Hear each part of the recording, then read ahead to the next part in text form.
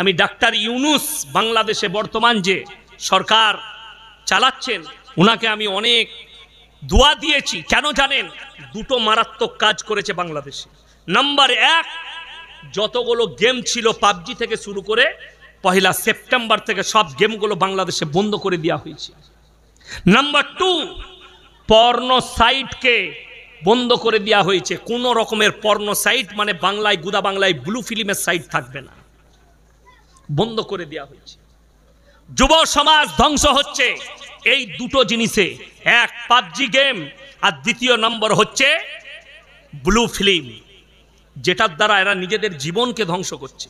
এটা ভারতবর্ষ, আমি সরকারকে অনুরোধ করতে পারবো, কিন্তু ক্ষমতা নাই যে এটাকে বন্ধ করে দিই, ঠিক কি না কথা বলে?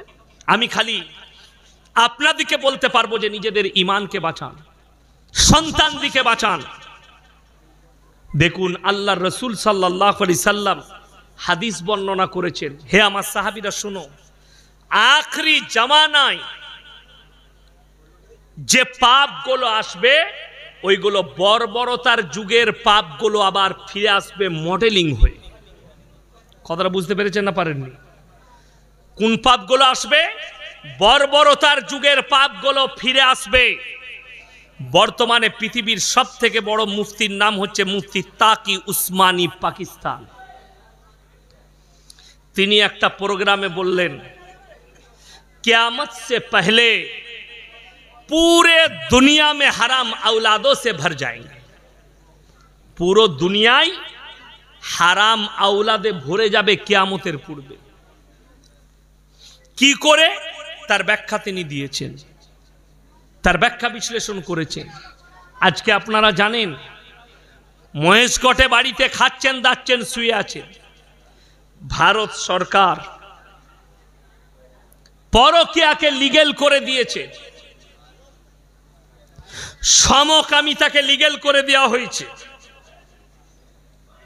আপনি ঈমানকে বাঁচান, কিসের দ্বারা বাঁচাবেন? কোরআন হাদিস রাসূলের সুন্নাত দ্বারা বাঁচাবো। জোরে বলুন ইনশাআল্লাহ। আপনার সন্তানকে দ্বীনি শিক্ষা দেন, স্কুলে যাক, কলেজে যাক, ইউনিভার্সিটিতে যাক, কিন্তু মসজিদে যেন তালিম লাই, মাদ্রাসায় যেন একটু তালিম লাই। হারাম হালালটা, দিন আর বদ্দিনটা, বেঈমান কাফেরের ছোড়া জালটা যেন সে দেখতে পায়। বর্বরতার যুগ, এই সমকামী পাপটা আল্লাহর রাসূলের যুগের পাপ নয়, এটা হযরতে লূত নবীর যুগের পাপ। কার যুগে বললাম? লূত নবীর কওমের পাপ, যাদেরকে আল্লাহ তাআলা রুটির মতো পাল্টিয়েছে লোহিত সাগরের ওপরে।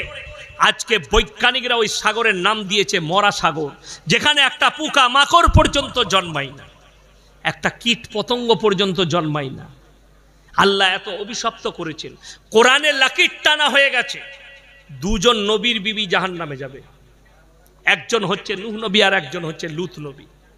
এটা আল্লাহ লাকির টেনে দিয়েছে, এটা আর ফিরবে না, এটা আর ফিরাতে পারবে না।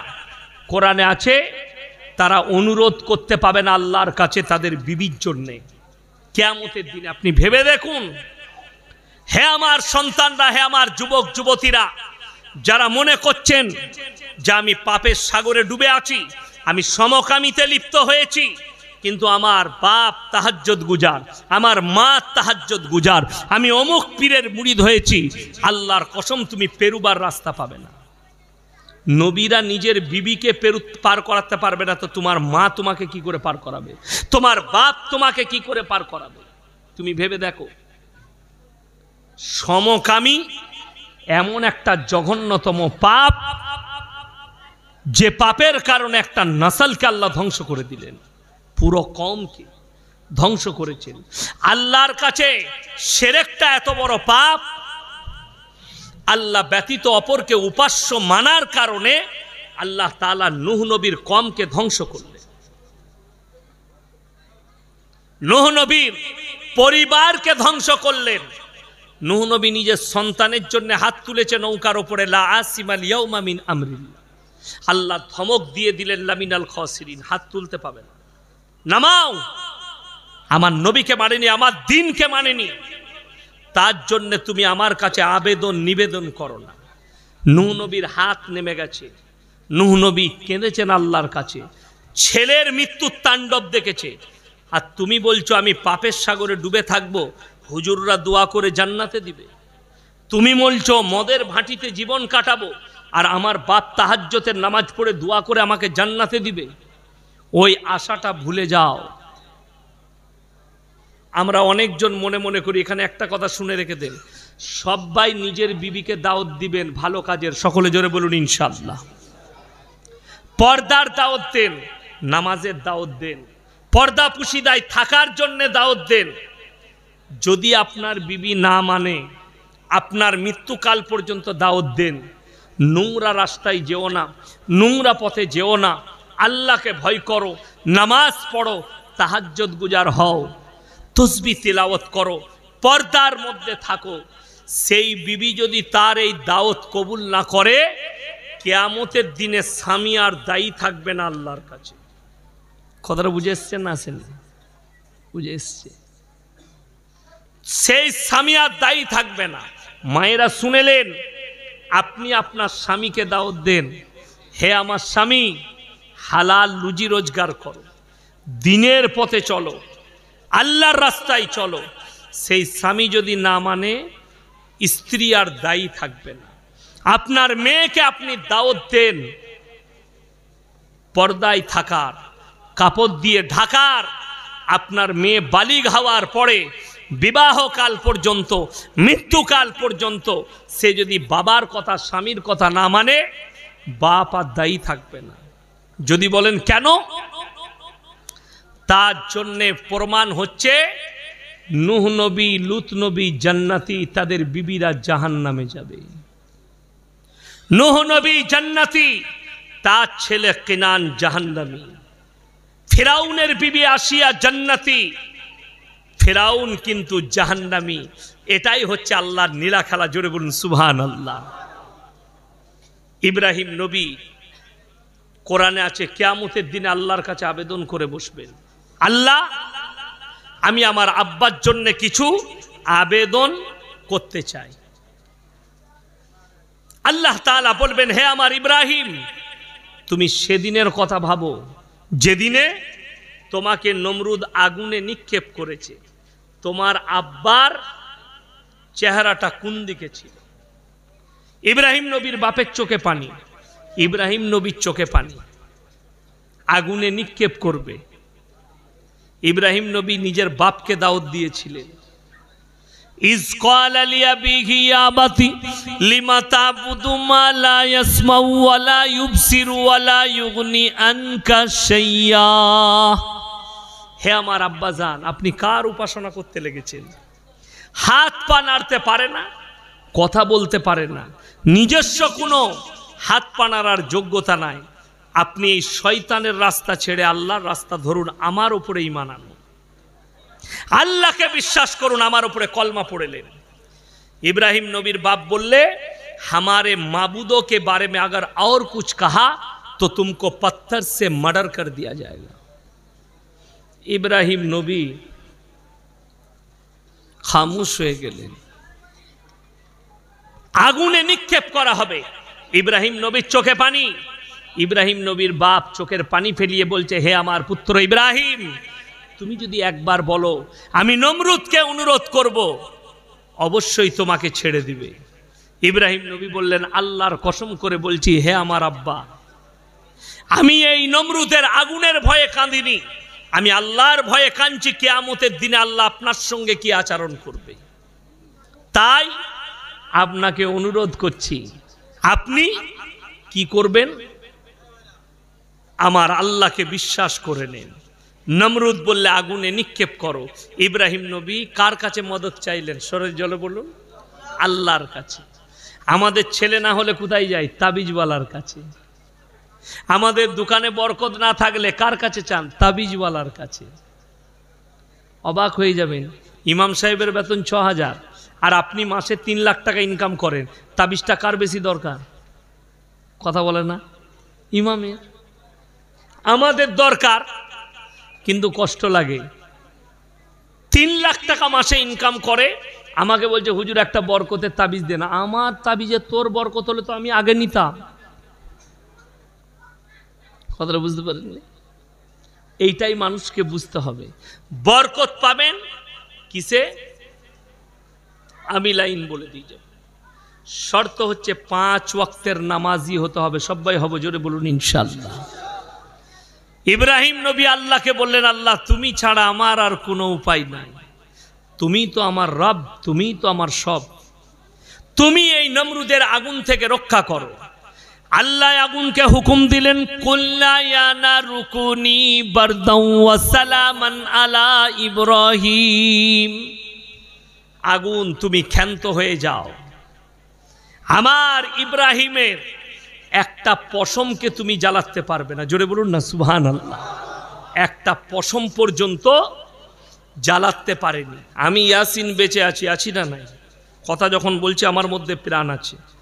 আমাকে যদি ইনারা মারতে যায়, আমি 2 ঘা বেশি খাবো, কিন্তু আটকাতে পারবো না? বেঁচে আছি।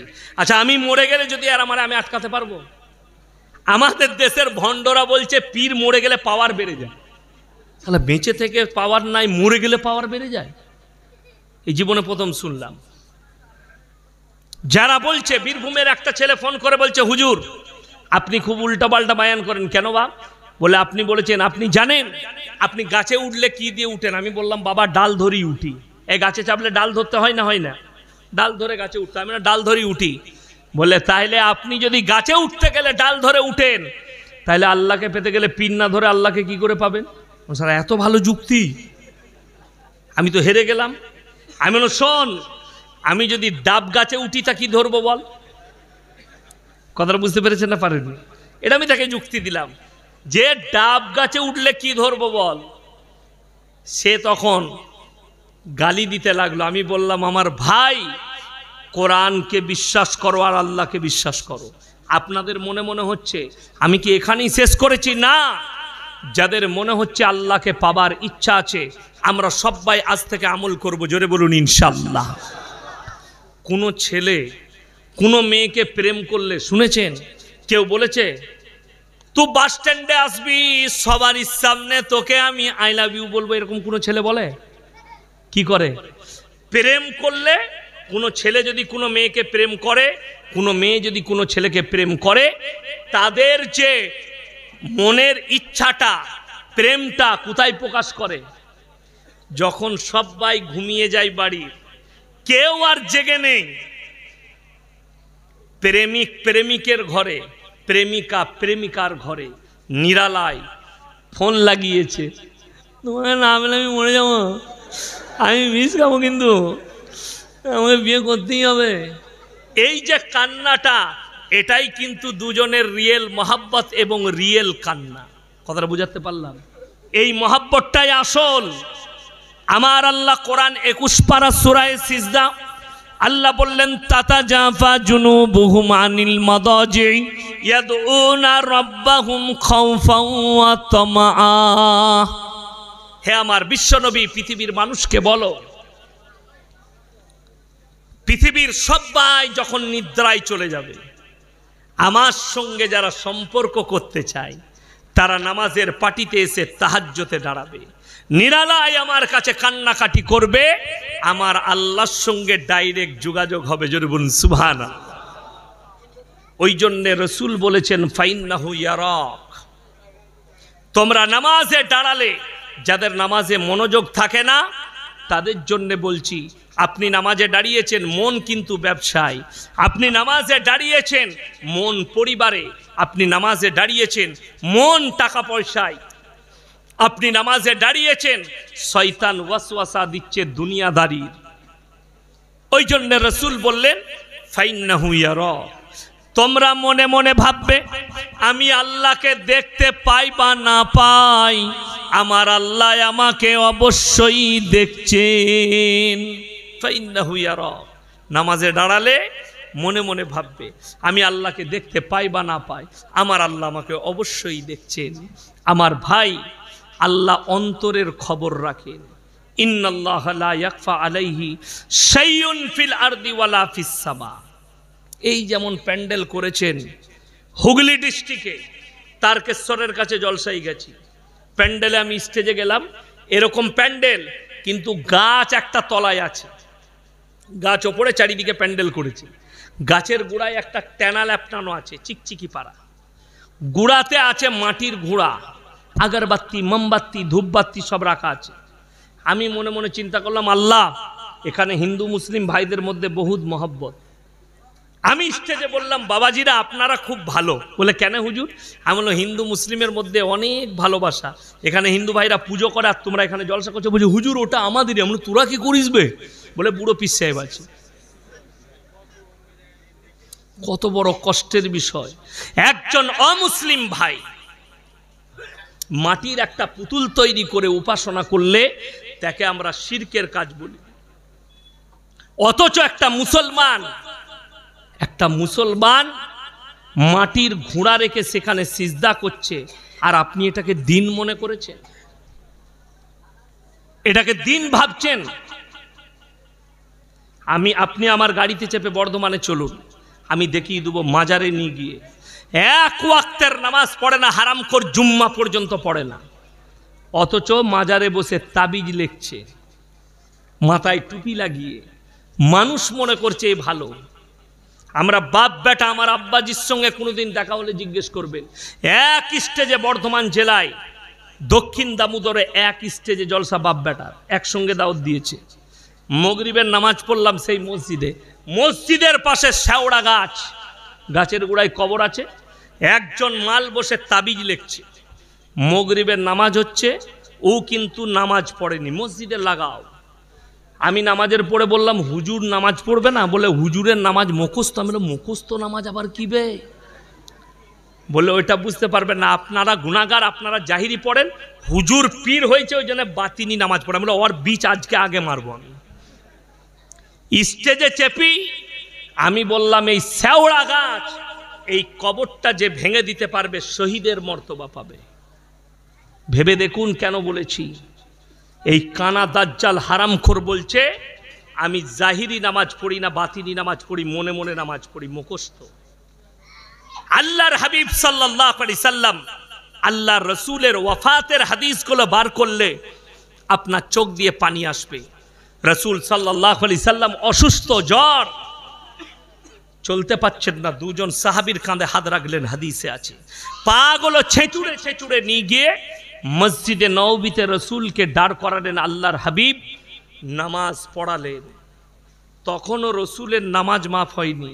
এ হারামখোর দিনে 4 বার খায়, 1 বার গাঁজা খায়, আর নামাজ মাফ, এর নামাজ মাফ।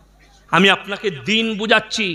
আপনি যাকে দিন ভাবছেন, আপনি যাকে ইসলাম ভাবছেন, সেটা ইসলামের সঙ্গে কোনো সম্পর্কই নাই।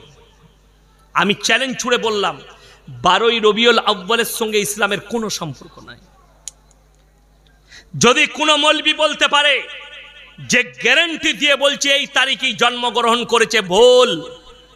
আল্লাহ রাসূল সাল্লাল্লাহু আলাইহি সাল্লামের জন্ম তারিখের উপরে উলামাদের মধ্যে ইখতিলাফ আছে। কেউ কেউ বলেছেন 8ই রবিউল আউয়াল জন্মগ্রহণ করেছেন, বেশিরভাগ উলামা মত দিয়েছেন 9ই রবিউল আউয়াল, মতান্তরে 12ই রবিউল আউয়াল। 1 মিনিট বলে দিলাম, ধরেলেন, আমি মেনে নিলাম 12ই রবিউল আউয়াল রাসূল ইন্তেকাল করেছে, জন্মগ্রহণ করেছেন। মৃত্যু আর জন্ম তারিখ কটা রসুলের? একটাই। তাহলে তুমি হারামখোর বলো, তুই জন্মদিন পালন করছিস না মৃত্যুদিন? কথাটা বুঝতে পারেননি?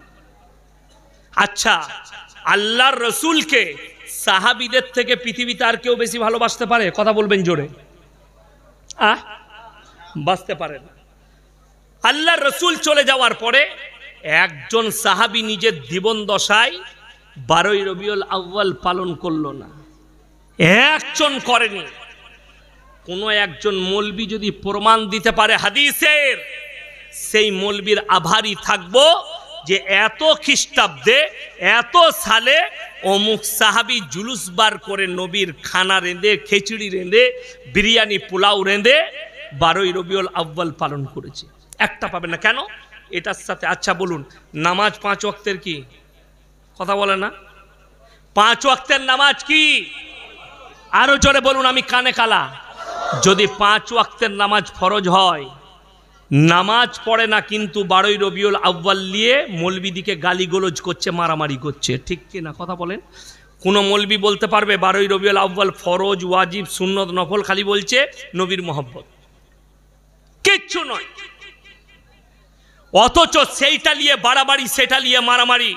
অথচ আল্লাহর হাবিব সাল্লাল্লাহু আলাইহি সাল্লাম হাদিস বর্ণনা করলেন, যার নামাজ নেই তার মধ্যে ইসলাম নেই। এক ওয়াক্তের নামাজ পড়ে না, এক ওয়াক্তের নামাজ নাই, অথচ তারা বলছে যে আমরা আশিকে রাসূল। আমি অনুরোধ করব আমার ভাই, আগে দিনটাকে বুঝার চেষ্টা করো। তোমার দিন বুঝে আসেনি, রসুলের আখলাক পড়া হয়নি, রসুলের চরিত্ররা পড়া হয়নি, ভালো করে পড়ো, তারপরে তুমি দিনের মধ্যে দাখিল হবে। তুমি দিন থেকে মাহরুম হয়ে আছো। ওই জন্য বলেছি ভারতের মুসলমান আবেগে চলছে, আর এক শ্রেণীর বিবেকের দ্বারা চলছে। তাদের মধ্যে দলটা উলামাদের বেশি, যারা বিবেকের মধ্যে চলছে। ওই জন্যে আমি প্রত্যেকটা ভাইকে বলবো, আজ থেকে 5 ওয়াক্তের নামাজি হবেন, জোরে বলুন ইনশাল্লাহ। যুবক দিকে বলছি, শোনো, তোমরা প্রবঞ্চনায় পড়বে না, প্রতারণায় পড়বে না। বেঈমান কাফেররা জাল ছুড়ে দিয়েছে, আপনি ফেসে যাবেন। কেন বললাম? এই জন্যেই বেঈমান কাফেররা আপনার ঈমানকে এমনভাবে ধ্বংস করছে, আপনি টেরই পাবেন না, আপনি বুঝতেই পারবেন না। আজকে দেখুন, আমরা সকলে হাদিসটা জানি, মহিলাদের জন্য যে সমস্ত মা বোন আমার বয়ান শুনতে পাচ্ছেন, এইদিকে আমার দিকে খেয়াল করুন। যতগুলো মেয়ের বাপ, যতগুলো মেয়ের ভাই, যতগুলো বিটির বাপ এখানে বসেছেন, যারা স্বামী বসে আছেন, যারা ভাই বসে আছেন, তারা কান খুলে শুনেন। বর্তমানে বেঈমান কাফেরদের চক্রান্ত শুনেলেন। আল্লাহর রসুলের হাদিস, মেয়েদের পর্দা হচ্ছে পায়ের নিচে থেকে মাথা পর্যন্ত। কথাটা বুঝতে পেরেছেন না পারেননি? হাতের কবজি পর্যন্ত। কিন্তু বড় দুঃখের বিষয়, বেঈমান কাফেররা মহিলাদের জন্য বর্তমানে যে সালোয়ারগুলো বানাচ্ছে, টাকনুর এতটা উপরে মেয়েরা প্যান্ট পরছে। ঠিক বললাম না ভুল বললাম? এই ওপরে যারা কাপড়ের ব্যবসা করেন, তাদেরকে অনুরোধ করে বলছি, হারাম পোশাক তৈরি করবেন না, আপনি গুনাহগার হবেন। এই টাকনুর ওপরে মেয়েদের জন্য পরা হারাম, ওই অঙ্গগুলো জাহান্নামের আগুনে ঢুকবে। আর পুরুষদের জন্য টাকনুর নিচে কাপড় পরা হারাম। কথাটা বুঝাতে পারলাম? পুরুষরা টাকনুর ওপরে 4 আঙ্গুল ওপরে পড়বে, আর টাকনুর নিচে পড়বে মহিলারা। এ বেঈমান কাফেরের চক্রান্ত। আপনি আরো একটু আগে চলুন, বেঈমান কাফেররা আপনাকে দিয়ে পাপ করাচ্ছে, আপনি জানেন না এটা পাপ। সব থেকে বড় যেটা পাপ আপনাকে আমাকে দিয়ে করাচ্ছে, সেই পাপটা কি বলে দিই। দেখুন, আমাদের সমাজে সব থেকে কম বেতন কার বাবা? কথা বলে না? ইমামদের ভাগীরথী। দোয়া দেব সর্বপ্রথমে, আল্লাহ তুমি মানুষকে বিপদ থেকে উদ্ধার করো, বলুন আমিন। যারা বন্যার দুর্যোগের মধ্যে আছে, কষ্টের মধ্যে আছে, তাদের কষ্টকে উদ্ধার করো। তবে আমি গাড়িতে আস্তে আস্তে বলছিলাম, একজন মুম্বাই থেকে ফোন করলো, আমার আত্মীয়, বললে ভাই 3 দিন হয়ে গেল বৃষ্টি ছাড়েনি, মুম্বাই ডুবো ডুবো অবস্থা। আমি বললাম বাংলারও হয় তাই, ভারতের সব জায়গায় কোরআনে আছে, ওয়াইদাল বিহারু ফুজ্জিরাত। আল্লাহ তাআলা কিয়ামতের পূর্বে, কিয়ামতের আলামতের মধ্যে আলামত হচ্ছে সমুদ্রকে উতলে দেবে, ওপর দিকে উতলে পড়বে, যাতে পৃথিবীতে ভয়াবহ দুর্যোগ আর বন্যা দেখা দিবে। আর সমুদ্র আর পানি টানবে না, তখন উতলিয়ে বাইরে ফেলবে। কিয়ামত কাছে আসছে। আমি 2-4টা আলোচনা করব, সবাই আমল করব, বলুন ইনশাআল্লাহ। কে কি বলছে পৃথিবীর, কে কি করছে, এতে ইসলামের কোনো যায় আসে না। মুসলমান যদি কালমার উপরে টিকে, পৃথিবীর আর কোনো শক্তি আপনার কাছে টিকবে না। আমি কালকের জলসায় আলোচনা করেছি যে ভাই মারাত্মক দিক হচ্ছে উলামাদের দুঃখ আর উলামাদের কষ্টটা হচ্ছে এই ভারতে কিন্তু বর্তমানে 30 কোটি মুসলমান আছে, আছে না? কথা বলেন, আছে। কম বেশি 30 কোটি মুসলমানের কাছে হিসেব করলে 30 কোটি মোবাইল বেরোবে, বেশি আছে, আমি এটা কম করে বললাম, ঠিক কি না? এই অ্যান্ড্রয়েড মোবাইলগুলো 30 কোটি মুসলমান থাকলে 30 দুগুণে 60 কোটি হওয়া দরকার, আমি 30 কোটি ধরলাম। কথাটা বুঝতে পারেননি? 30 কোটি। দুঃখটা এক জায়গায়, কেন্দ্র সরকার আইন আনতে চাইছে ওয়াকফ সম্পত্তিকে দখল করব, আমাদের হাতে এখতিয়ারে আসবে, আমরা আমাদের মতো করে তোমাদের উন্নয়ন করব। তো উন্নয়ন যা করেছে তা দেখাই যাচ্ছে, আলহামদুলিল্লাহ খুব বড় উন্নয়ন করেছে দেশের। তো দেশের যদি এত উন্নয়ন করে আপনার কতটা করবে সেটা আপনি হিসেব করুন। নাম্বার 2, পার্সোনাল বোর্ড আপনাদের মুসলমানদিকে ভারতবর্ষে ভোট দিবার জন্য একটা গুগলে স্ক্যানার দিল, যেটাতে আপনারা ভোট দেন, মুসলমানদের ভোট এতে পৌঁছাক, যে আমরা এটা তীব্র নিন্দা এবং বিরোধিতা করছি।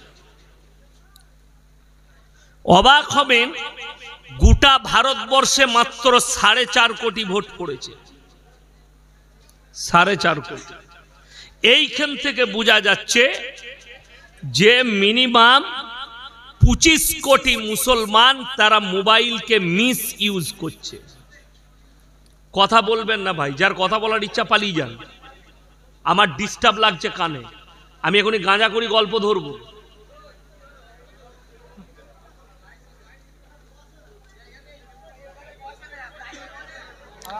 আরে এত জায়গা খালি আছে, বসবো বললেই তো বসা হবে। এ ভাই এই জায়গাগুলো ফাঁকা আছে, আমি দেখতে পাচ্ছি, এগুলো ব্রাদার ইসলাম একটু চেপে চেপে আসেন, একবার তাকবীর দেন, নারায়ে তাকবীর। আর সরে সরে আসেন, সরে সরে আসেন ভাই, একটু তাড়াতাড়ি আসেন ভাই, খুব গুরুত্বপূর্ণ কথা হচ্ছে ভাই, ওয়াকফ সম্পত্তি সম্পর্কে খুব গুরুত্বপূর্ণ, এগুলো আমাদের নওজওয়ানদেরকে জানা দরকার আছে। তাড়াতাড়ি আসেন, তাড়াতাড়ি ক্লিয়ার করেন, তাড়াতাড়ি একবার তাকবীর দেন, নারায়ে তাকবীর, আরো জোরে নারায়ে তাকবীর। আল কোরআনের আলো হযরত মাওলানা ইয়াসিন সাহেব জিন্দাবাদ। ব্যাস আমার ভাই, দুঃখটা উলামাদের আমাদের একটাই। দেখুন ইতিহাসের পাতা খুললে দেখতে পাবেন, ভারতে এই ভারতকে ইংরেজদের হাত থেকে স্বাধীন করার জন্য সব থেকে বেশি মুসলমানদের মধ্যে যারা প্রাণ দিয়েছে তারা হচ্ছে উলামায়ে দ্বীন, আলেমরা।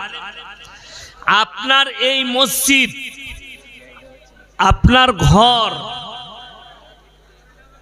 ওয়াকফের সম্পত্তি কিভাবে টিকে থাকবে এটা আপনার ফিকির না থাকলেও আলেমদের ফিকির আছে, আমাদের ফিকির আছে। মাত্র 4.5 কোটি ভোট পড়েছে, আমরা অবাক। তার মধ্যে সব থেকে দুঃখ হচ্ছে পশ্চিম বাংলায় সব থেকে কম ভোট পড়েছে, মহারাষ্ট্রে সব থেকে বেশি ভোট পড়েছে। কেন?